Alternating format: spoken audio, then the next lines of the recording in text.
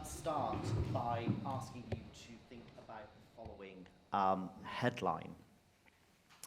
At a time of crisis, we have to think about a radical reset. This was a headline that appeared in March of 2020. At the time, the crisis in question was the COVID-19 pandemic, and much of the world was in lockdown to curb its spread. If I were to ask you to identify the person that made this statement, you might seek to name a politician, possibly a health official. These would be reasonable guesses, but wrong. The person calling for a reappraisal and restart was the chief content officer of Condé Nast and the global editorial director of Vogue, Anna Wintour. And it shouldn't be surprising that a leading figure in the global fashion industry would make this clarion call for change at this moment in time. The COVID-19 pandemic, which has so far claimed the lives of approximately 7 million people around the world, emphasized inequalities in education, healthcare, and politics, and divides between ages, genders, races, and sexualities. And this was particularly the case for fashion. The world's fourth largest industry has long been criticized for its appropriation, its discrimination, its exploitation, and pollution. The differential impact of the COVID-19 pandemic emphasized these derelictions. Initially, the call to action was heeded.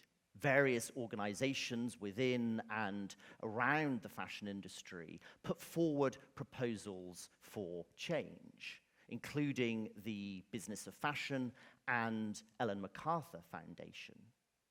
The intention of these initiatives was to reconnect the commerce of the fashion industry with its conscience. Some individuals even made promises. The creative director of Spanish fashion brand Loewe, Jonathan Anderson, vowed never to stage a catwalk again. 4 years later, we might reasonably ask what came of these plans. How different is the fashion industry?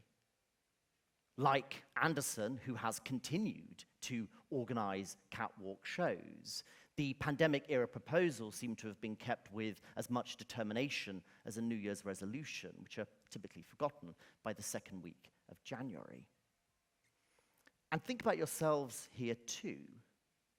Can you say that your engagement with fashion at the beginning of 2024 is substantially different to how it was at the beginning of 2020? Are you consuming fashion with different priorities?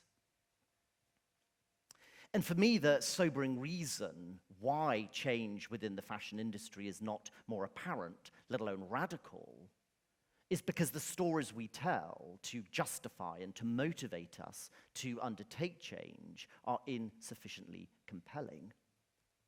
We might rue fast fashion and recoil at the realities of climate change, but our misgivings are not enough to sustain an agenda of action. Consequently, a case for a return to normality has largely won out. So what I want to do today is twofold. First, I want to question why those pandemic-era proposals for change faltered after 2020, when they seemed to have the backing of industry heavyweights. Second, I want to make a new proposal for steering change within and around the fashion industry. In essence, I believe that a solution to these conundrums can be found if we rethink the stories that we tell through fashion and the stories that fashion tells through us. Now, I'm conscious that might sound quite abstract. So Let's start by thinking about time, one of the more established and pernicious stories told through fashion. And I'll ask you to think about the following question. If fashion were a unit of time, what duration would best describe it? A decade? A week? A nanosecond? Perhaps just one unit of time is insufficient, because although we tend to talk about fashion moving speedily, we will be aware that it repeats itself. And irrespective of the amount of time that we each give to fashion, we will know that it is also a constant. Right now, we are all engaging in fashion to varying degrees. And in saying that, I'm making no judgment. You all look great. But there is, as I said, this thorny relationship, I think, between fashion and time. And it was explored in an exhibition that was hosted by the Costume Institute of the Metropolitan Museum of Art in New York in 2019. The Institute's chief curator, Andrew Bolton, described fashion as a modish time machine. He said fashion was an acutely accurate and sensitive timepiece. Bolton's metaphor is compelling, but I disagree with it for two reasons. First, I think the movement of fashion is too erratic to be sensitive. It pays little heed to ecological seasons and escalates time through the creation of multiple collections across the year. Second, fashion's artificial construction of time, which emphasizes a linear advancement, has long been used to tell a story of Western progress.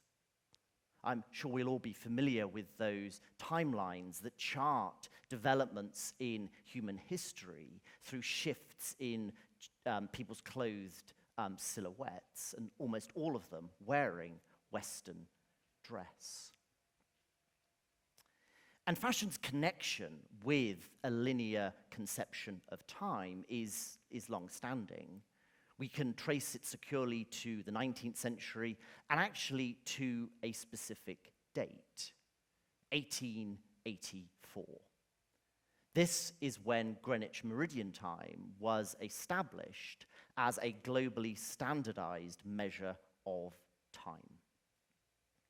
At a conference in Washington, D.C., it was decided that coordination of the world's clocks would be based on the local mean time at the Royal Observatory in Greenwich. Determining that the prime meridian would lie within London meant that the UK became the chronological centre of the world. It also meant that a Western conception of time became globally established for two reasons.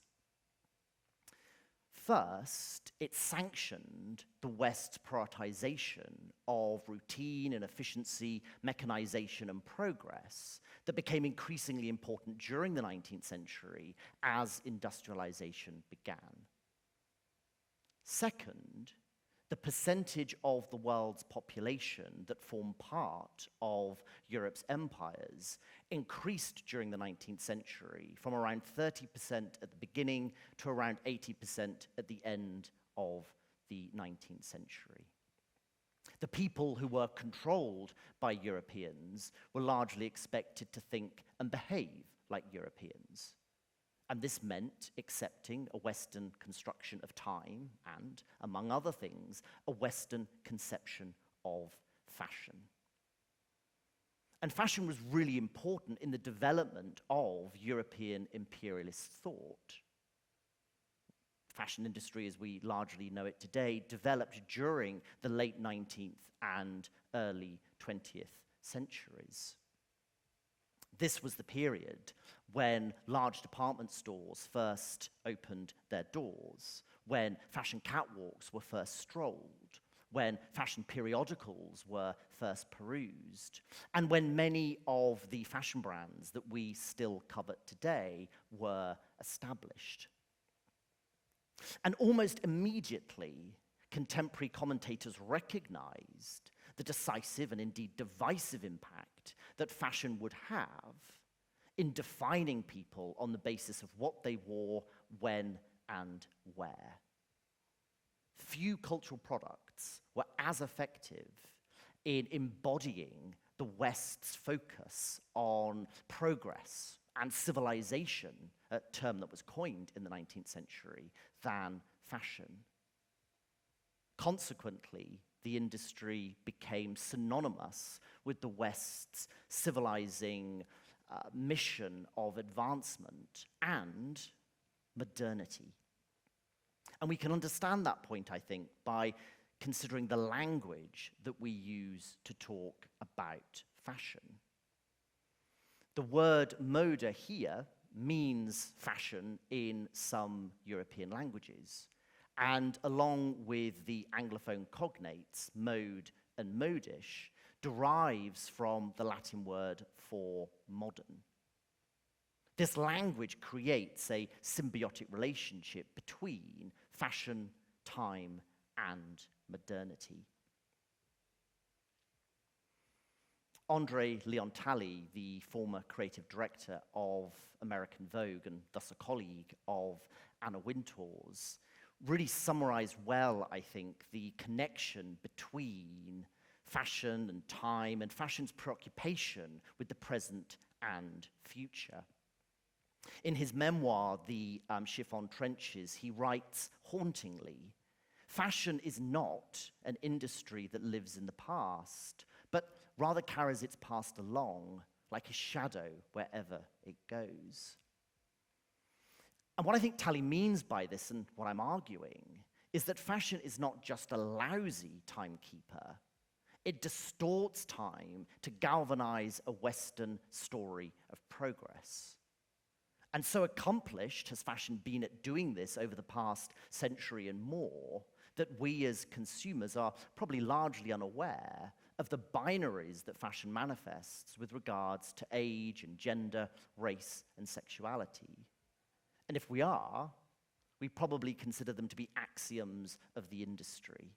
They are tolerated evils because we recognize that to rid fashion of these inequalities means transforming, overhauling the attitudes and the structures upon which the contemporary fashion industry is based. And that is the reason why I think those pandemic-era proposals for change faltered after 2020. The fashion industry, as it has developed since the 19th century, has become an incubator and catalyst for Western thought and actions. Consequently, it might reasonably be supposed that one cannot be changed without the other. During the COVID pandemic and subsequently, that was simply too daunting an undertaking to contemplate against a backdrop of the physical and psychological distress that very many people were feeling. Explicable as that is, I do not think it makes it excusable. So now I want to turn to the second task of my talk. How do we create stories that will motivate and maintain change within and around the fashion industry going forwards? And here I reach beyond fashion and draw upon the work of narratologists, academics who study the role of narrative and storytelling in human lives. And for the most part, narratologists focus on literature. Sometimes they consider movies, occasionally music. They do not consider fashion. And I think they should. Because fashion has a really important role in helping us to tell stories about our lives. And it helps us to interpret the stories that other people tell about theirs. Just think of this observation from the narratologist Arthur Frank. Stories and humans work together in symbiotic dependency, creating the social that comprises all human relationships, collectives, mutual dependencies, and exclusions. Doesn't this apply to how we use our fashionable appearances to demonstrate our belonging of various social groups? And inadvertently or not, how we use our fashionable appearances to demonstrate exclusions.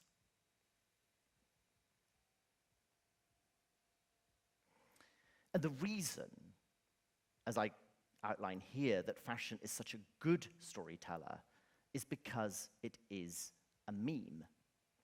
And in saying a meme, I can probably guess where you're going. In referring to a meme, I'm drawing upon evolutionary biology. And it's from here that our popular understanding of a meme linked to social media has been hijacked. But within evolutionary biology, a meme is simply a unit of transmission. Okay? It's something that enables an idea to be conveyed from one human mind to another where it becomes implanted. And I want to demonstrate this point by thinking about Victorian men and their top hats, largely because the thought that continues to frame much of our thinking today can be traced to their minds, a sobering thought indeed. But when an idea has been conveyed and received by another human into their mind and becomes embedded, it germinates, that idea can then be spread across different chronologies, cultures, and geographies until it becomes orthodoxy.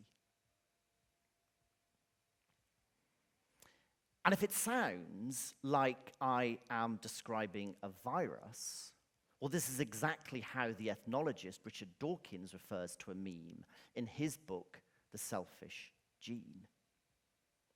And I think we can all recognize selfishness within fashion, which maintains Western essentialist binaries linked to age and gender, race and sexuality. But in acknowledging that fashion is a meme, a conveyor of human stories, a solution to how we can motivate and maintain change going forwards presents itself. Because we can use fashion to transmit new stories. Stories that more effectively convey the complexity and the diversity of our lives. Stories that will finally overwrite the tall tale that fashion is focused on linear advancement. And stories that will really enable us to understand the creative force of fashion.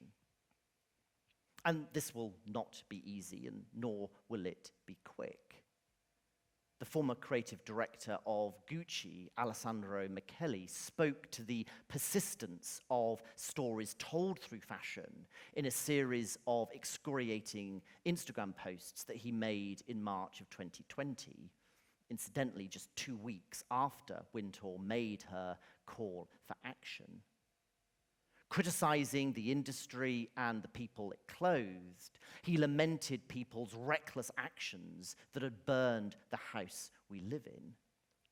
Fixated on so much outrageous greed, he suggested that we had lost the harmony and the care, the connection and the belonging.